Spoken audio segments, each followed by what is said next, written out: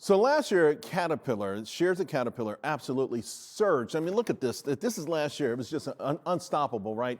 And the main reason, it was rebranded as an artificial intelligence play. Now, this particular company, they stand to benefit in a lot of ways, right? The building outer centers, energy generation, also their products themselves. And suddenly, investors sort of had this epiphany, right? This is interesting because there will be more of this, right? This phenomenon is going to continue. And so obviously at this point, you want to be positioned for it.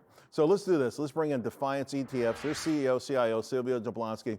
And Sylvia, you know, you guys are always ahead of the curve when it comes to this kind of stuff.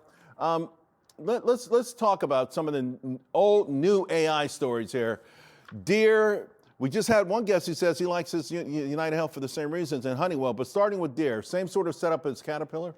Yeah, and Caterpillar is a great example. You know, last year it was all about the chip makers and the Mag 7, and this year it's about the beneficiaries of AI, the ex-Mag stocks. And so John Deere, it's a lot of like the Caterpillar story. You have autonomous driving on the tractors, you have crop optimization, you have essentially the use of AI to optimize their business, and they are benefiting from that, and it's going to show in revenues. What about Honeywell? So Honeywell is very interesting. It's not a company that you think of necessarily at first glance as high tech, but actually one of their biggest investments is in a company called Quantanium. So they're very much invested in the quantum computing space and in AI. So they already use it in aviation, they use it in industrial production, automation, and they're using artificial intelligence to essentially be leaders in this space. I want to get your thoughts on Intel, because, you know, listen, it was weird that it made the kind of move that it made, right? And, you know, considering earnings estimates had not necessarily moved for the quarter. Yes. But the street was, I don't know, but I guess this is the real story, right? The CFO say we directionally weren't managing the supply to an expectation that would be unit increase, you know, significantly for the data centers. Now, Intel used to be number one, right? Intel inside, they were a monopoly, they dominated, they fell asleep at the wheel. Looks like they're still falling asleep. Is that one of the reasons this hasn't necessarily hit the rest of the data center AI story as much as maybe you thought it might have? Yeah, I think so. The interesting thing about Intel is that they have a lot of tailwinds, right? They have government backing more or less. They have large investments in chip spending. They're part of a beneficiary of most of the bills related to chips and AI out there. And this is the macro infrastructure and the need for chips. Should this be a proxy right now, though? Or it should be a proxy, but I think what the problem is, you know, they could have a very linear growth story and stock performance if they get the execution right. And there's still this issue of, you know, failed execution. The guidance was awful, though. The guidance was lower, the guidance didn't make the street on revenue, it didn't meet the street anywhere, margins anywhere. I mean, just so you say, golly, you got all of these opportunities. So again, you know, last year it was and a supply issue. Last year it was CoreWeave, right, or Oracle. Like these individual names cast doubts over the entire AI story, and I'm just wondering if that's a mistake.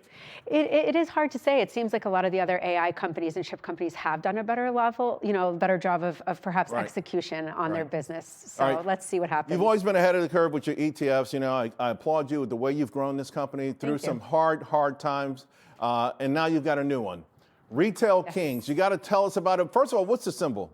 RKNG. RKNG, okay. So it's got a lot of these in it. It's got AI, compute, semiconductors, space and defense.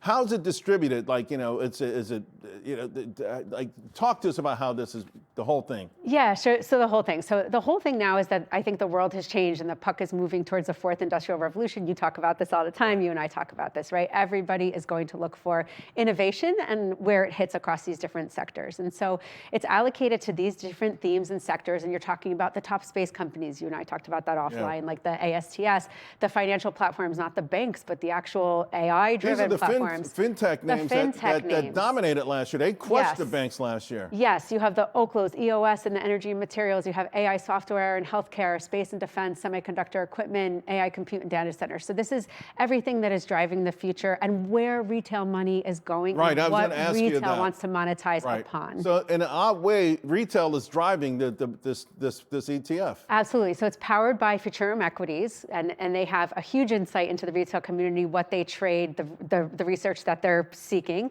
and they provide us this universe of stocks, and you know it is then allocated into these sectors you have here on screen. Are you overweight equal-weighted one, basket, or it's all equal weight? Equal-weighted basket, 30 names right now, it can be 30 to 50 names, and it's going to be that universe of stocks, the stocks that retail care most about, high tech, next generation, with some overlay of pricing, momentum, things like this. So. And yesterday was the first day it started trading. It was, yes. Pretty well received, I'd imagine. Pretty well received in the market. It's trading very healthily, decent volume out there, and there's a lot of interest in Retail Kings. RKNG is a symbol? Yes. Okay, and I've got a whole list of risk.